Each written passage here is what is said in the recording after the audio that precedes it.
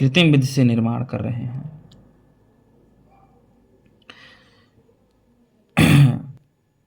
पद्धति जो है नैनो स्तर पर यानी नैनो तकनीक पर आधारित विधि से वैज्ञानिक इसका जियोलाइट का निर्माण कर रहे हैं।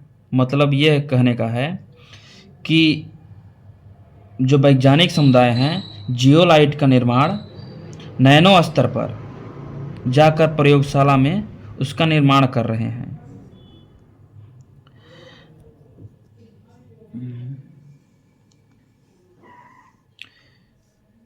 एक बात और बताएं, जो अभी हाल के समय में कोविड-19 जैसे महामारी से हम लोग गुजर चुके हैं, तो कोविड-19 के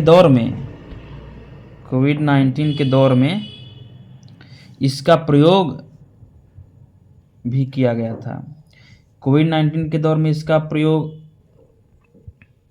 जानते हैं ऑक्सीजन कंसंट्रेटर के रूप में किया गया था। ऑक्सीजन कंसंट्रेटर के रूप में किया गया था।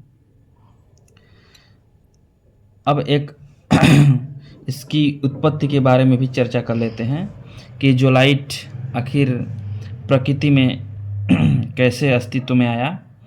तो इसकी उत्पत्ति जो है ज्वालामुखी उद्गार के समय, जब ज्वालामुखी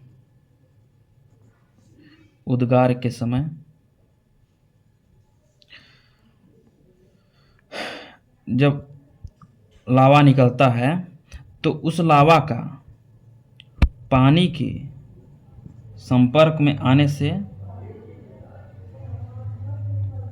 वह ठंडा होकर एक क्रिस्टल का रूप ले लेता है।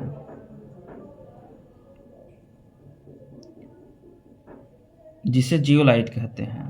तो जियोलाइट की उत्पत्ति दरअसल ज्वालामुखी उद्गार के समय लावा का पानी के संपर्क में आने से ठंडा होने से वह एक ठोस क्रिस्टल का रूप ले लेता है, यानी सॉलिड क्रिस्टल का रूप ले लेता है, जिसे जियोलाइट कहते हैं।